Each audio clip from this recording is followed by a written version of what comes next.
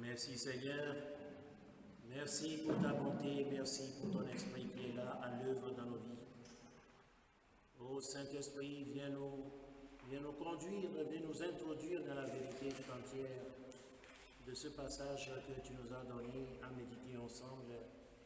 Oui, j'ai entendu ta prière, j'ai vu tes larmes, voici, je vais te guérir. 2 Rois, chapitre 20, verset 50.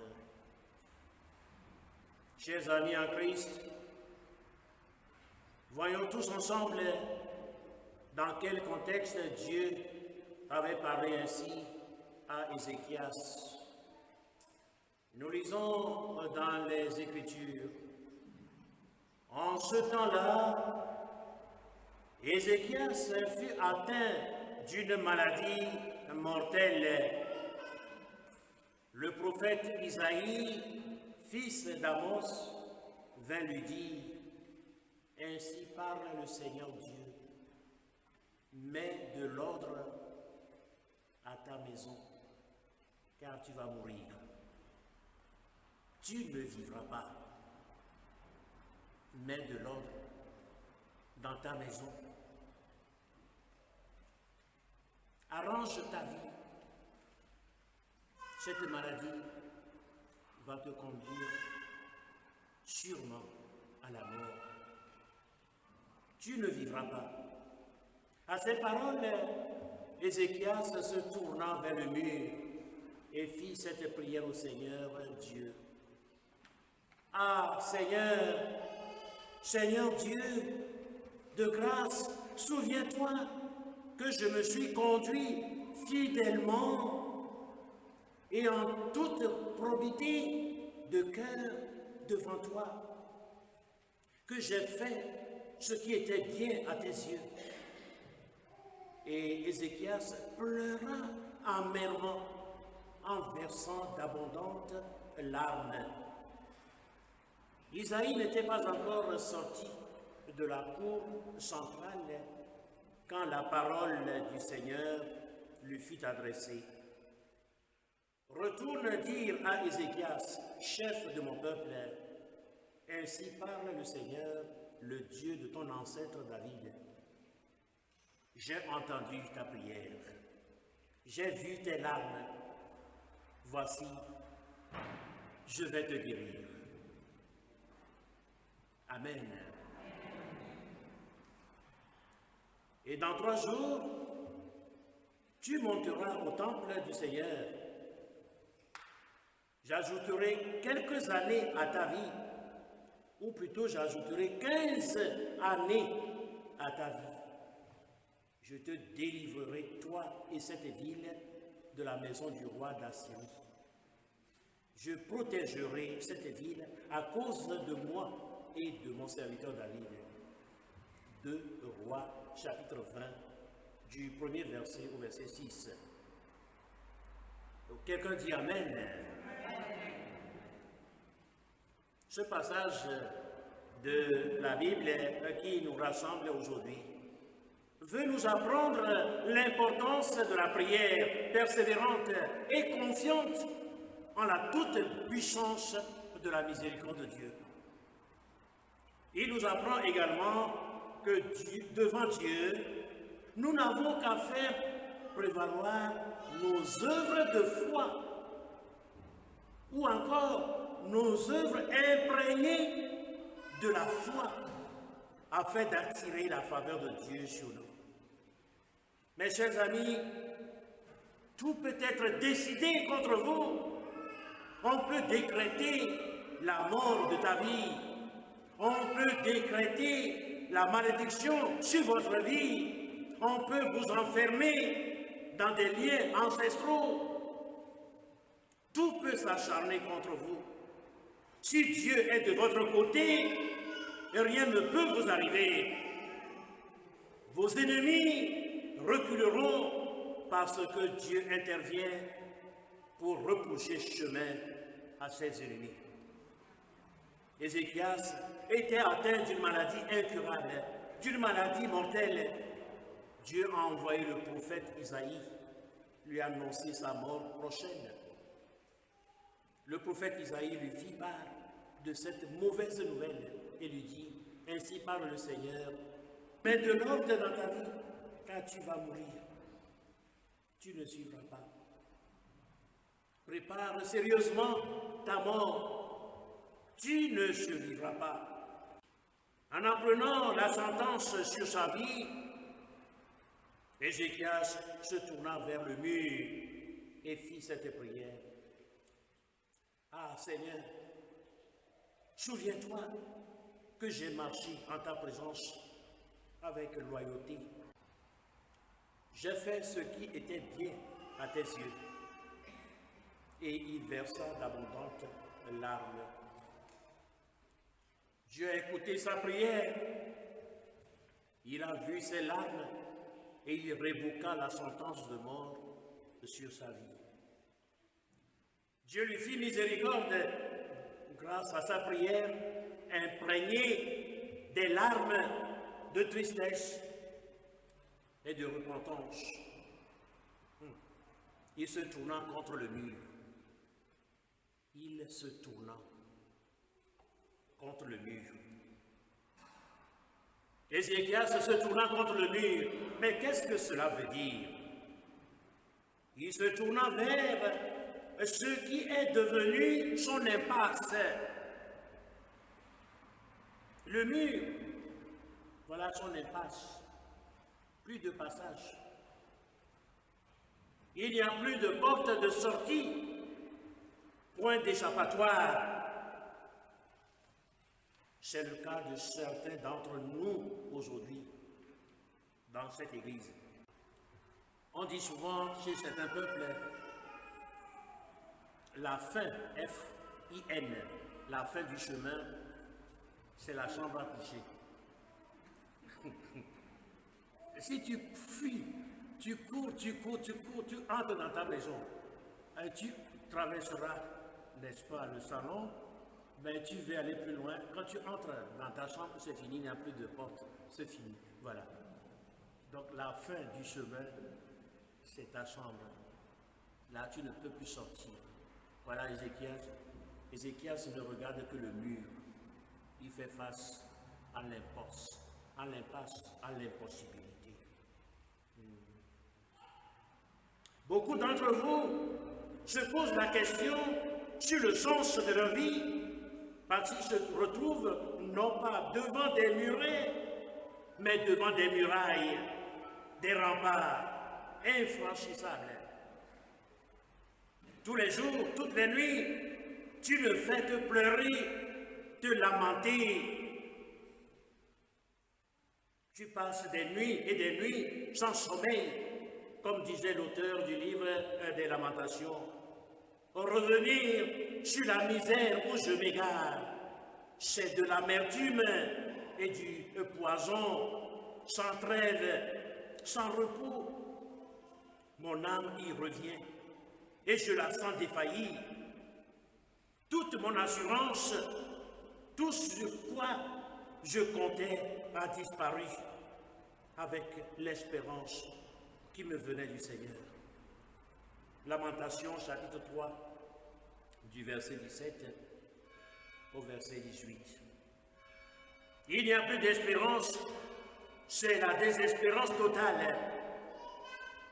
Des nuits de cauchemar, des nuits où tous les mauvais souvenirs remontent à flot à la surface.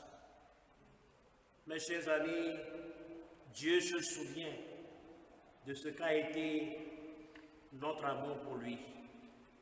Notre Dieu fait mémoire en se souvenant de ses promesses. Notre Dieu renverse les puissants de notre trône, nous dit la Vierge Marie dans son cantique, le Magnificat.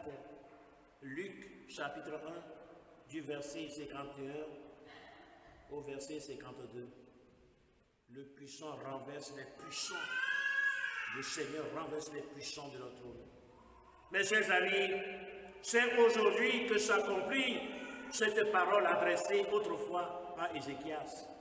J'ai entendu ta prière, j'ai vu tes larmes, je vais te guérir. Crois-tu que Jésus peut te guérir aujourd'hui? Crois-tu que tu sortiras d'ici avec plus de confiance en vous-même? Crois-tu que tout va changer dans ta vie? Crois-tu que ton impasse va devenir un passage? Si tu crois, comme dit Jésus, tu verras la gloire de Dieu.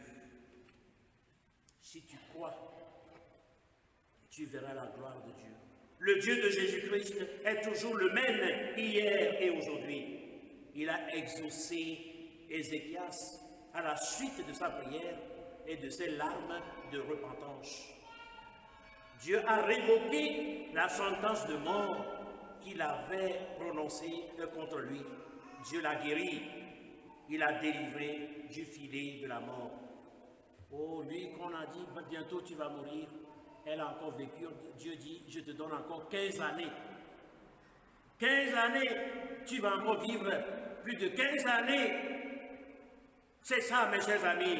Le médecin peut prononcer que tu te dis, toi tu vas mourir. Mais si tu crois en Jésus, lui qui est le Dieu de l'impossible, tu ne mourras pas pour cette maladie dont tu souffres. Tu seras guéri au nom de Jésus. Oui, Dieu a révoqué. Quand Dieu dit oui, qui peut dire non? Et quand Dieu dit non, qui peut dire oui? C'est lui qui est alpha et oméga, commencement et fin de toutes choses. S'il n'a pas mis fin à ta vie, s'il n'a pas mis fin à tes projets, tu réussiras.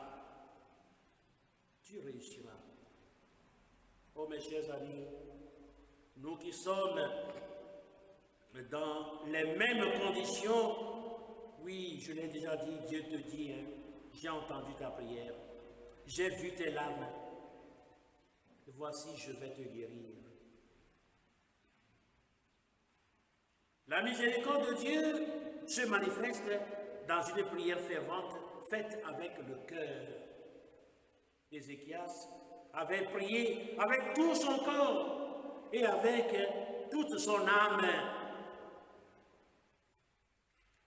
Il s'est tourné vers le mur, vers son impasse, en versant d'abondantes larmes pour se libérer de ses suffisances, ses amertumes, afin de mettre de l'ordre dans sa vie.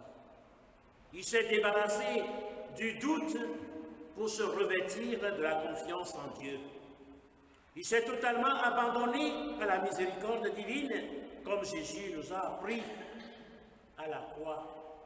Père, en tes mains, je remets mon esprit. Toi aussi, pendant cette prière, remets ta vie, remets tes amertumes, remets tes problèmes entre les mains de Jésus. Pour Ézéchias, c'est fini. C'est fini. Parce que c'est Dieu qui a parlé que tu vas mourir. Pour lui, c'est fini. Mais pour Dieu, tout commence. Là où toi tu dis c'est fini, Dieu dit tout commence. C'est ça, notre Dieu. C'est dans cet esprit-là qui dit, nous croyons qu'il est le Dieu de l'impossible. Je répète, je vais me répéter là. Ouais. Là où toi tu dis que c'est fini, selon ton point de vue. Tu as fait tout, tu dis que c'est fini pour moi. Mais Dieu dit, tout commence. Est-ce que tu crois en ce Dieu-là? Oui. Je croyais que vous allez dire très fortement que je crois maintenant. Oui. Est-ce que vous croyez en ce Dieu? Oui. Amen. Oui, mes chers amis, tout peut changer dans ta vie, tout peut s'acharner contre toi. Si tu t'offres à Jésus, corps et âme, pour ta délivrance, pour ta guérison, ta robe de tristesse se changera en parure de joie. Jésus est venu dans le monde pour la vie et non pour la mort. Il est venu chercher et sauver ce qui était perdu. J'aime bien ce verset parce qu'il n'est pas venu chercher et sauver ce qui était égaré. Ce que l'on a égaré parce qu'on ne sait pas là où on l'a déposé. Mais ce qui est perdu, complétez, ce qui est perdu est perdu. Mais ce qui est perdu est perdu. Mais Jésus lui dit, je suis venu chercher et trouver ce qui était perdu. C'est ça encore qu'il est le Dieu de l'impossible. Voilà. Je dis tout cela pour que nous puissions avoir vraiment une foi solide, une foi confiante en Jésus. Ézéchias n'attendait plus sa guérison grâce à sa prière adressée à Dieu dans les larmes. Ce qui lui était possible, la mort n'avait pas eu lieu. Mais ce qui lui était impossible, le retour à la vie était devenu possible. Notre Dieu est le Dieu de l'impossible. Lui seul est capable de rendre possible ce qui nous est impossible. Il en sera de même pour toi aujourd'hui dans cette église. Le Seigneur Dieu te fait cette déclaration. J'ai entendu ta prière, j'ai vu tes larmes. Voici, je vais te guérir aujourd'hui et pour les siècles des siècles.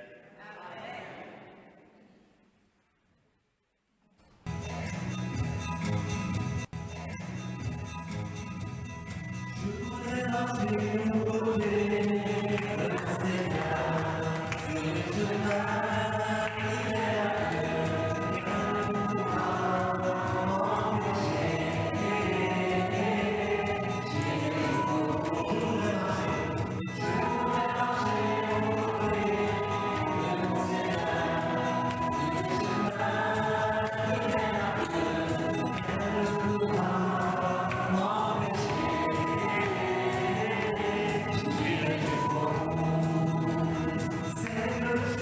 je